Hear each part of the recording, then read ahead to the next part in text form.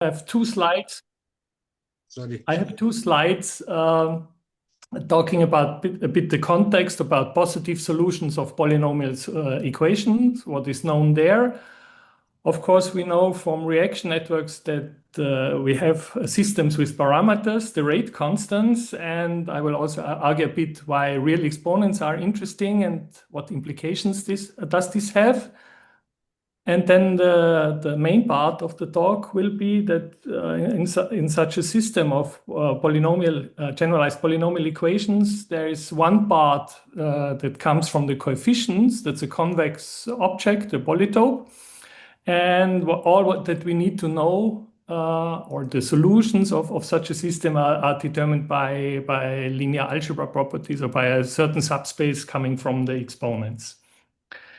And then we realized some time ago that these methods do not only work for polynomial equations, but also for systems with polynomial inequalities and equalities.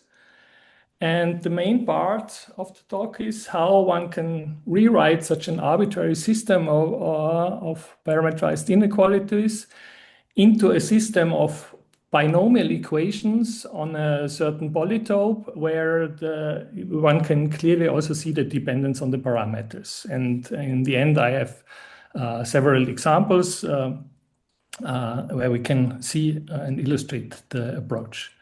And this is based on a preprint, which we already put on Archive 2023, and which is now 2026 finally published. And please just interrupt me if there are any questions or comments. Okay, so the starting point is if we just a small remark that we all know on univariate polynomials in one variable. Yeah, if we start at the trinomial, and if we want to understand the complex solutions, we look at the degree.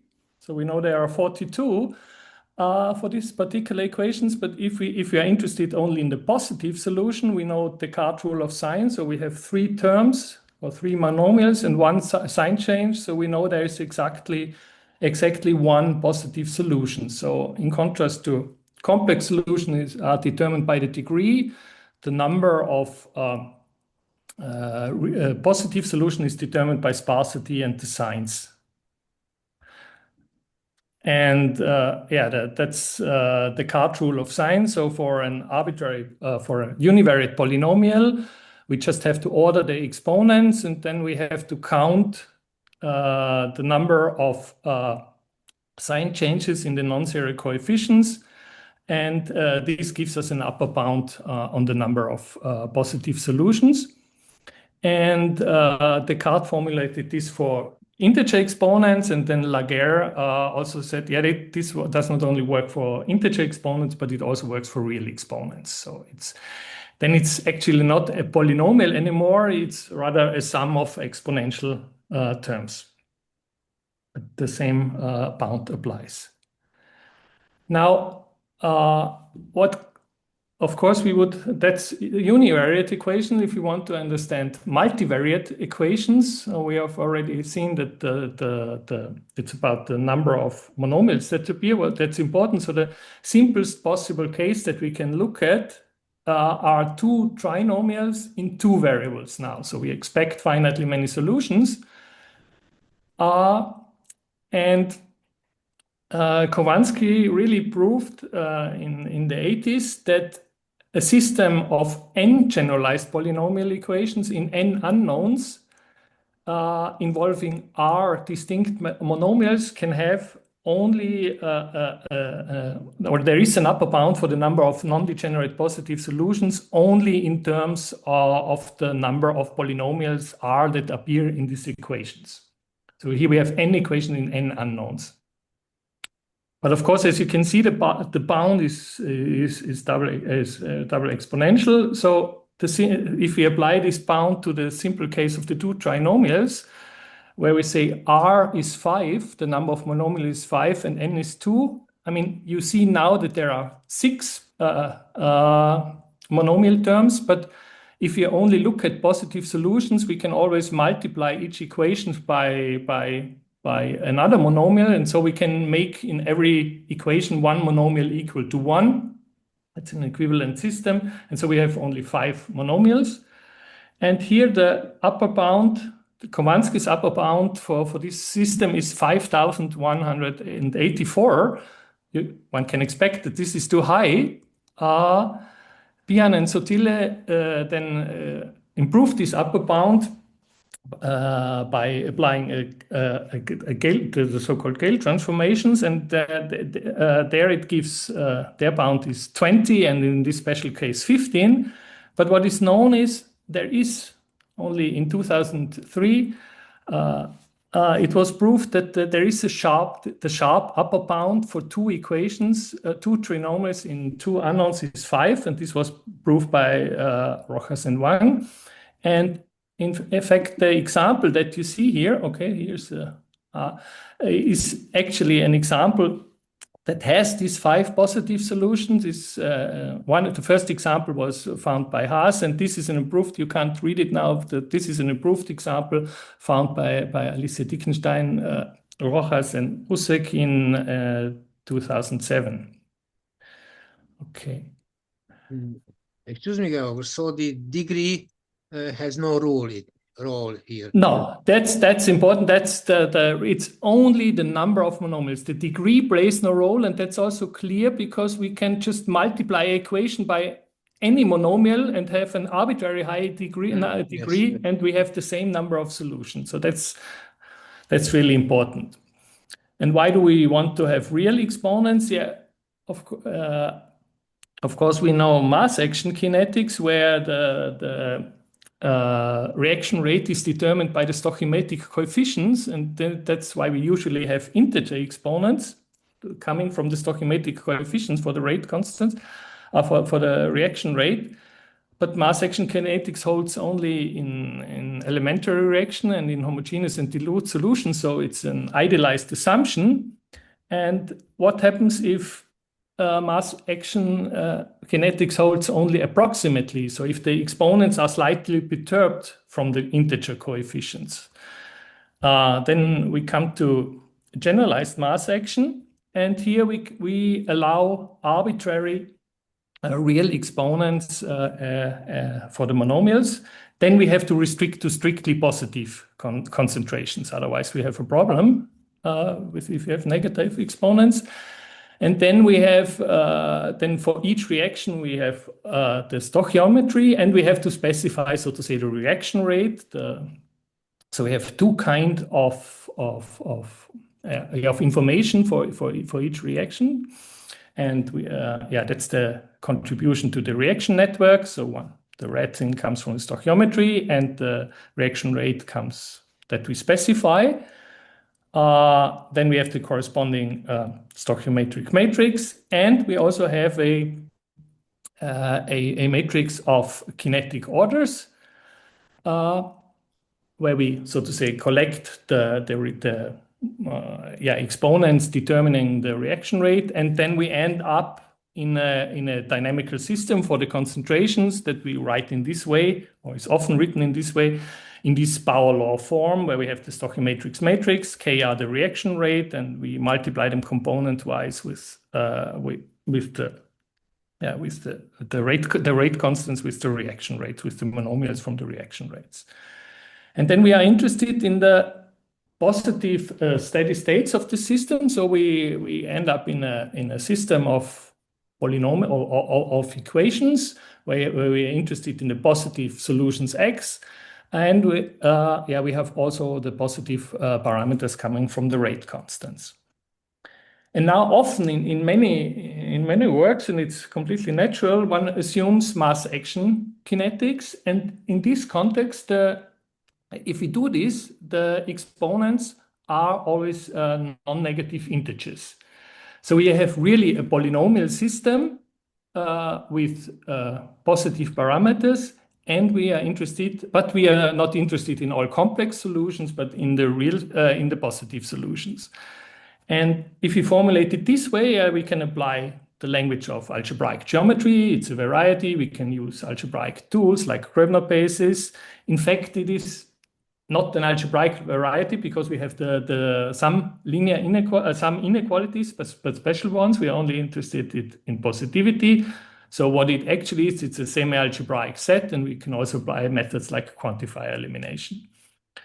But if we take generalized mass action or a general power law system, if we allow real exponents, we are in a completely different setting, so to say. Even structurally, it's the same. It's a real analytic set because it's the zero set of analytic functions, or a semi-analytic set because we also have linear inequalities. But it is not the general semi-algebraic set. It's very special. It's very close to a polynomial set. So it's where the polynomial theory applies. And our goal with Stefan was now, what can we say about such system using tools from linear algebra and from convex geometry? And so just to, we use this matrix, maybe some of you are already used to this matrix notation for reaction networks. Now we use it, so to say, for polynomial equations. Or for generalized polynomial equations. I put just to remind us that we allow real exponents, square root of 2 as an exponent, or -1. And here we have two trinomials, and in two variables, x1 and x2. We collect, so to say, the coefficients. So the parameters are C1 up to, these are non-negative parameters. So the coefficients are collected in this matrix A, the coefficient matrix, and we collect the exponents in the exponent matrix. And then we have, so to say, the vector, or the vector with the monomials, where each monomial comes with a coefficient. We denote by C. And then this circ for the Hadamard product, for the component-wise product, this is the vector of the exponents. And then we can write down our polynomial system with parameters in compact form A times C dot circ x to the b equal to 0. So we have a matrix determining the coefficient and the matrix determining the exponents. And we have some positive parameters in between. And we are interested. Excuse me, Georg, will you formally define the few nomial? The few nomial, yeah, that's a good thing. Few nomial is just that we fix the monomials that are allowed to appear in the equation. So in algebraic geometry, of course, we can add and multiply. We look at the ideal, or we can add, multiply our equations and get new equations. In polynomial theory, basically the monomials are fixed, and we look only at sets that we can describe by a fixed number of monomials. And usually also the exponents are fixed. Mm-hmm. Okay. Does this... Okay. And of course, we can have a general system written down. So we can have L equations, M monomials. And each monomial comes with a positive parameter. And then, so to say, we have here the Fi are the individual equations written out component-wise, but all the information, so we need the matrix A describing the coefficients and the matrix B describing the exponents. And then this way we can write down also an arbitrary system of generalized polynomial equations. And with this data, and Elisenda and her collaborators now use for this system, or in principle for the same system, or the same system of polynomials, where each monomial comes with a positive parameter as vertically parametrized systems. Usually they consider it with integer exponents. So they look only at non-zero solutions. So they allow integer exponents to be in the language of algebraic or Doric geometry. But it's structurally the same system. And of course, the motivation comes from reaction networks. You mean non-negative integers? when you mean integer? No, if that's, so to say, also what is used a lot in algebra, if one looks at non-zero solutions only, like toric solutions, then one looks also at Laurent polynomials where you allow also negative exponents, but integer exponents. So to say, for polynomials, it's non-negative integers. Integer exponents are also, so to say, in an algebraic world where you only look at non-zero, where each component of the solution should be non-zero. And here we look only at positive solutions. Then we can have arbitrary real exponents.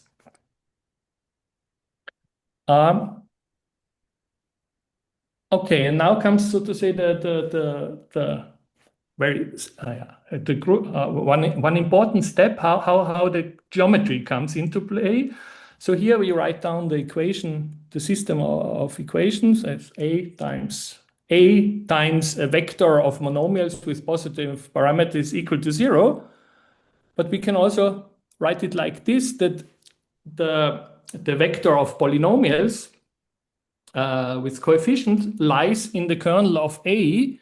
But of course, we know the left-hand side here, the monomials, everything is positive on the left-hand side. So the whole kernel of A is not really the important thing. What matters is only the intersection of the kernel of A intersected with the positive orthant. And this is a cone, a special cone, so to say. It's a cone in the positive orthant that comes from intersecting a subspace with the positive orthant. In fact, it is the interior of a convex cone because we have the strict inequalities. And it turns out now that I can, so to say, reinterpret my equations as a family of parametrized equation. I take all the elements of the cones and I try to find elements of the cones or rays of the cones, as it turns out then, where we actually have a solution, where c times x to the p is equal to some ray of the cone. And as it turns out, not the whole ray is important, but every point on each ray, so to say, there can only be one solution. So we just have to choose one representative of each ray, and we do this by intersecting the cone with the standard simplex or with the product of standard simplexes. This we will see then. So let's see the simplest possible example that you can look at. We go again back to the trinomials. So we already normalize one coefficient to 1. So that's the coefficient matrix. So we have only two exponents, two parameters in this case. Then, so to say, that's the kernel is very easy because it's a 1, 1, minus 1 matrix. And we intersect the kernel with the positive orthant. That's the cone that we are speaking of. And that's the polynomial that we are really interested in. We intersect the cone, and then we have from each ray only one element. And that's the polytope that is the crucial information about the coefficients. And here it is really such a simple polytope, and that's, so to say, the trinomial polytope that we can, in this case, really parameterize. We have just a lambda from 0 and 1, and lambda and 1 minus lambda. So this line, this black line that you see there. And then if you take this geometric perspective, it soon turned out, what happens if I start with an inequality system? So that's now a polynomial or generalized polynomial inequality system, not equal to 0, but greater equal to 0. Yeah, it's again the same, structurally the same problem. I'm just asking if a vector of monomials times coefficients lies in some cone. Here now it's the cone determined by the matrix A, by the inequalities coming from the matrix A. So before we had a subspace because we had equal to 0. Now we look at the linear cone or the convex cone determined by the rows of the matrix, and we look at the intersection with the positive orthant. So that's the information of the cone. this would be if we start with non-strict inequalities, but now we can abstract even more if we want. We can just say we start with an arbitrary cone. Not even, it doesn't even have to be convex in the positive orthant. Take this as a starting point and look, so to say, describe our system of equations that we want to solve just by the cone.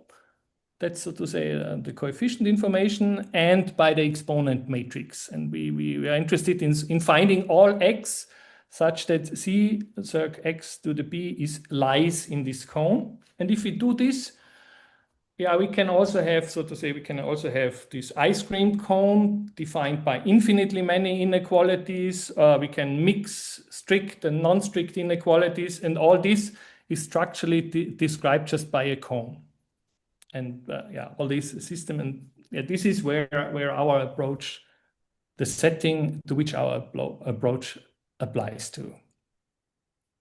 So that's so starting from the equation, we realize so all that you need is the information from the coefficient information that you have some cone. And okay, is it fine so far, or any?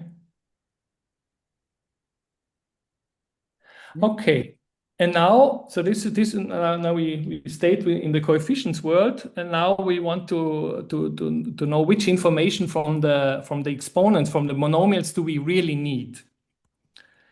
Excuse me, Georg, yes? why do you call coefficient cone this capital C? It has nothing to do with lowercase c.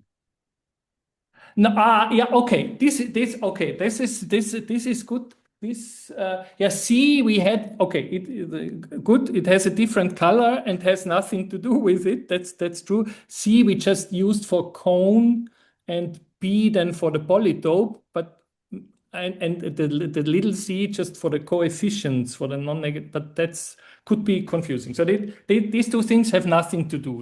The coefficients, yeah, we have them, and we can Okay. then separate them. But that's a good point to not to mix it up.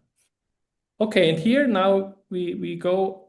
We look now to understand or we try to explain the coefficient information.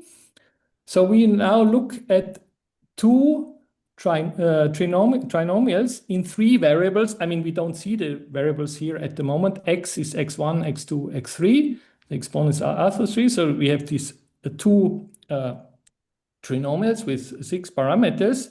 And then there is something that you can do, because we look at real exponents and we only look at the positive orthant. You can do Gaussian elimination on the exponents. So you can make at least 3 exponents equal to 1, and we can also normalize them equal to 1. So in the end, if we do all this simplification, we get an equivalent system of equation. We have here again the the coefficient matrix. So this is the same. The coefficient matrix doesn't depend on which dimension we look at. And here you see the exponents. Yeah, this 1, 0, 0, 1 corresponds to x1. The zero columns correspond to the 1 monomial. And in fact, so to say, an arbitrary system of 2 trinomials in 3 variables, they're only to describe linearly independent exponents, you need only 3 parameters, so to say one real, one completely general monomial. This is this last monomial, and 5 parameters. And this system is what we say has 6 monomials. Okay, this makes sense, in 3 variables, and it has 2 classes, because the coefficient cone is really the direct product of 2 cones. So in general, what we do is we say that the coefficient cone has L classes if it can be written as a direct product of L cones. And then what we do is then we, so to say, intersect each of these, so to get fewer, to go to the right dimension, or to get rid of 3 parameters that we don't need, we intersect each of these cones with the corresponding standard simplex. So we intersect it with the product of standard simplexes. And we all know, so the simplest possible case that we can have, that this we are all very familiar with from chemical reaction network theory, is when we have only distinct rays, L distinct rays, and then for each of these rays we have only one point. And this is what we have. The kernel of the graph Laplacian has a basis, a non-negative basis with disjoint support. And this is, so to say, the simplest possible case when the polytopes, when the polytope in the end, or the product of polytopes, just consists of a single point. And for the two trinomials case, it's just that we are currently looking at. It's just the direct product of the two trinomials coming, the two polytopes coming from the trinomials. And then, so to say, to see how the classes enter into the exponent information, what we do is we look at, so to say, a generalized Cayley matrix. We put a rows of ones indicating, or a part of rows of one indicating where the individual classes are, and then the information that you really need only from the coefficients is the monomial dependency subspace. So this is just the kernel of this matrix, and what it is the affine dependencies between the exponents in the individual classes and also between classes. And all that you, or so to say, the most important thing, of course, of this subspace is its dependency, and this is what we call the monomial dependency. So that's the and this dependency depends, so to say, also on which and how you choose the classes. And okay, and so we have the information. So from the coefficients, we have a cone or a polytope in the non-negative orthant. And from the exponents, it's one single subspace that is important, which is also determined by which depends also on the classes that I choose. But I can choose always the finest partition, and that's the information. And then it turns out, that's so to say the transformation or our theorem, that the solution space that we are interested in, so this here, okay, I'm interested. Okay, here I changed it too quickly. So you see, it should be, instead of element of C, it should be equal to 0, or I should get rid of the A. Okay, this was a typo. I will correct this. But that's, so to say, the polynomial. Either it's a polynomial system, or I'm interested in all the in the system of positive solutions, in the positive solutions of the systems, depending on the parameter C. So it's not one single systems, but I would like to understand the solution set depending on the coefficient C. And it turns out that this is completely determined by the solutions by a set of equations, y in the polytope and y Z is equal to ZC, and the C live in our monomial dependencies. So, and what you see here in this in the second part, in these equations on the polytope, you see it's really a binomial equation. You have a monomial on the left-hand side, which is y, and the y, the solution should live in the polytope. You have exponents coming from the dependencies space, and the right-hand side is just a monomial in the coefficients. So it's completely separated. The influence of the coefficients is on the right-hand side of these binomial equations, And the dependence, as we will see in the next slide, is completely explicit. So if you can solve your problem on the polytope, if you can solve the polynomial equations, you get the original equations back just by exponentiation, by an explicit matrix or generalized inverse that you can compute. The dependence on the monomials is, the dependence on the parameter is just are just certain monomials, d monomials in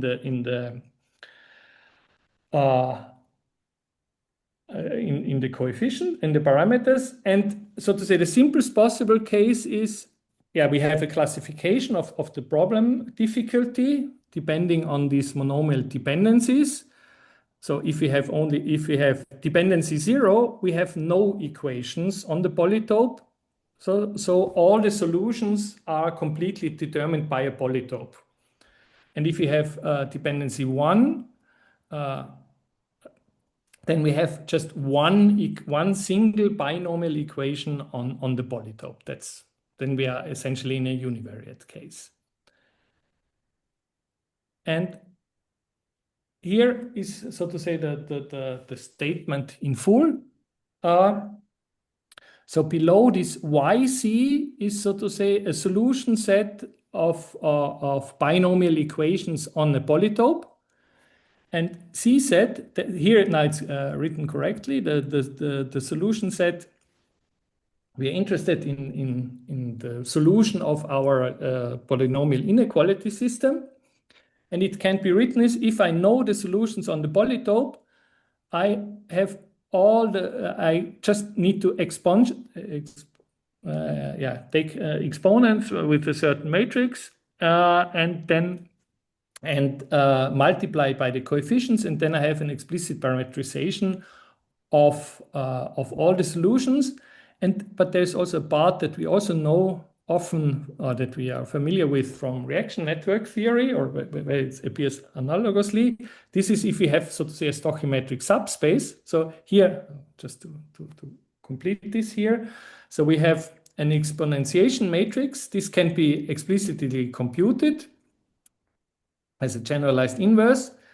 We have the monomial difference subspace, which is a subspace associated with the affine spans of the exponents within classes. So that's just the image of our matrix B that determined the monomial dependency subspace. In phenomenal theory, this is usually R to the n, so this exponential parametrization disappears. And in reaction network theory, of course, we have an L, and often if the classes correspond to the decomposition of the reaction network, which doesn't have to be the case, but it often is the case, then this is the stoichiometric subspace. And we have the formula that the dependency is equal to the number of monomials minus the number of classes minus the dimension of this monomial difference subspace. So, which of course reminds us of the formula for the deficiency in reaction networks. But here, this is only defined in terms of the equations. I don't need to know that this from which reaction network it comes from. I just look at the information that I get from the equation. So that's the general formula, and that's our theorem and our approach to rewrite and parameterize the positive solution, or to transform the problem to solving binomial equations on the polytope. Okay, and now it's, if I really want to write down explicit equations, all I have to binomial equations, all I have to do is I take a basis of this dependent subspace, and then I have d binomial equations with monomials in the parameters. Then I have, so to say, a fixed polynomial system, this binomial system that I can investigate. And of course, now I need the task is now to understand the solutions on the polytope with different methods. So one thing that Stefan and Abhishek already did this to use Hadamard theorems to understand the case when there is exactly one positive solutions for all parameters. So that's, we would like to understand this case. Elisenda and Murat used also this rewriting of the approach. They call it alternative system in their setting, and they analyzed it in the context of reaction networks. So they really started with a reaction network and transformed it, and looked then at the transformed binomial system. And they used PKK bounds to have an upper bound for the number of solutions. We will see something that I used with Stefan, called sign characteristic function, that can be used in this context. And there is also in special context, sometimes you can rewrite this binomial equation as a sum of analytic functions, and then you can use Wronskian upper bounds for analytic equations. Then there is the case, as we said, if the dependency is 1, I essentially have a univariate equation. I have one binomial equation. And Stefan also investigated this with Abhishek by generalizing, so to say, the case of the deficiency 1 theorem. And there they used monotonicity arguments to have exactly one positive solution. And another setting is there is the card rule of sign is not only valid for monomials or for polynomials, but also for other classes of analytic functions that were characterized by Polya and Chege. And Alicia and Frederic used this to really have an upper bound for certain classes of polynomial equations in the number of sign variations of these functions. Okay, and so now we go. Now we've, so to say, seen different types of methods that one can apply to investigate further these binomial equations. And now we want to see 2 or 3 in the last 10 minutes. We want to see 2 or 3 explicit examples. And the simplest case that we can look at is one trinomial. So a special case is the quadratic equation. But here we look at one binomial in one variable, but with real exponents. So we have the trinomial polytope. This is the matrix P that you can compute, and you see from the exponents that appear there, only the ratio between P1 and P2 is really relevant. And here at the bottom, you then finally see the binomial equation on the polytope. So lambda should be, you are looking for all lambda between 0 and 1. On the right-hand side, you can see a monomial depending on the parameters. And we are interested in how many solutions, if you want to understand the positive solution of the univariate trinomial, we want to understand how many solutions, positive solutions, does this equation have where lambda is between 0 and 1. And what we can do is we can look at these functions that map lambda to the alpha times 1 minus lambda to the beta. So this is where alpha and beta are just some exponents. And these functions, this is what we call sign characteristic functions. They have you can classify it so to say, their behavior just depends on the exponents, on the signs of the exponents. If both exponents have the same sign, it has a unique extremum at the point that you can explicitly compute from the exponents. And if it's negative, it's a strictly monotone function, and it's on all positive numbers. So that's the case when we always have a positive solution.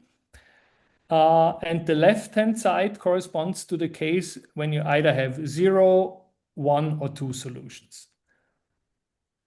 And yeah, this, so to say, sign characteristic function, you have inverses or roots on the monotonic parts. And if you do this, you can really classify it into 3 cases. If this P that you can compute, you have one solution, and you can, so to say, explicitly compute it as a root of this from the parameters. And if P is smaller or equals 0, you can compute something that is a generalization of the discriminant, and which is only determined by the exponents and the coefficients. And if the discriminant is greater 0, you have 2 solutions. If it's 0, you have 1 solution with multiplicity 2. And if D is smaller than 0, you have no solution. And so that's, so to say, a generalization of the, if you want, of the quadratic formula and the discriminant for a trinomial with real exponents. And maybe to have enough time for the last example. So that's now the example of the two trinomials that we had in 2 variables. It's again an example where the dependency is 1. So the matrix is a 5 times 6 matrix that comes from the exponents.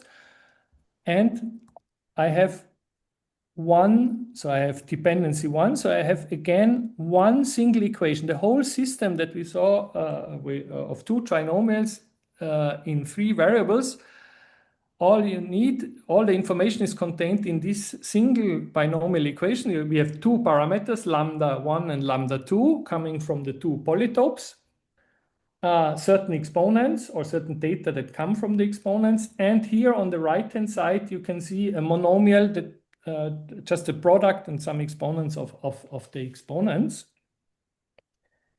And you can rewrite this in terms of so you can also rewrite this. It's a product of 2 of these sign characteristic functions. So you get the single equation if you want in a sign characteristic function. And what do we expect? We had 2 equations in 3 unknowns. So in general, we expect a one-dimensional solution space. And now with this, if we looked at these sign characteristic functions, we can really investigate the solution space depending on the signs of the exponents. So if all the exponents are positive, then we get just one curve. So remember that these solutions are now in terms of the 2 parameters lambda 1 and lambda 2 in the interval 0 and 1. So this is really on the polytope. If 2 of the exponents are positive and the third one is negative, depending, so to say, on this, there's only one monomial in the parameters, the C star, and depending if the C star is smaller than 1, at 1, it's really the 2 curves intersect, and if C2 is greater than 1, they separate again in a different way. So that's how the solutions look like. And in the last case, if all of them are negative, there is now a critical value. If you are below the critical value, you have no solution. If you are exactly at the critical value, you have one solution. And if you are bigger than the critical value, you get, so to say, a closed curve as a solution space. And the last example that I would like to present now really comes from reaction networks. It's again, it's a paper by Elisenda and Mate. And there they were interested, or there they are interested in understanding the regions of multistationarity for reaction networks. So they want to know they want to describe or explicitly understand the reaction rates where you have multiple positive equilibria, and they proved the theorem that you can translate this problem. You have first an equation, yeah, that's the steady state equation, the first equation. And then there is an inequality that comes from the some kind of determinant of the Jacobian and the subspace. So you get one inequality, and you're interested in understanding the solution space of this system. So here you really get naturally a system of an equality and a strict inequality. And if you take x and x1 to analyze it with our approach now, we take the variables x1 and x2 and k1, k2, k3 also as parameters. Then the system has dependency too, but Stefan managed to really to solve this system of binomial equations and to parameterize the solutions of the binomial equations on the polytope, and then you really get an explicit parametrization of the whole solution space of this linear inequality system. So where you have some inequalities in the parameters and some exponentiations, but it's completely explicit. You can just choose these parameters, and then you describe all the solutions where you get rate constants, and at the same time also you have multiple positive solutions, multiple steady states. And in the end, you then have to project it down.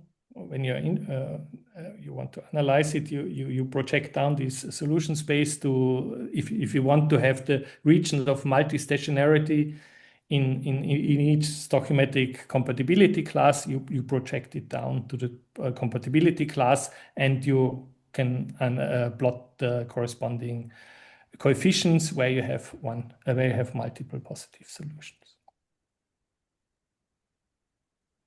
Okay, and I don't explain this in detail now, but we analyzed also with this approach further the equations, the two trinomial equations in two unknowns that we had in the beginning. And with our approach, we were able to find now a little bit simpler system, so of degree 5 in this case now, of two trinomials with only two with exactly 5 positive solutions. You have to choose the coefficients really precisely, then you have exactly 5 solutions. And when I presented this at the talk, Rojas told us that they knew this example by an exhaustive search, but they didn't publish it. So to sum up,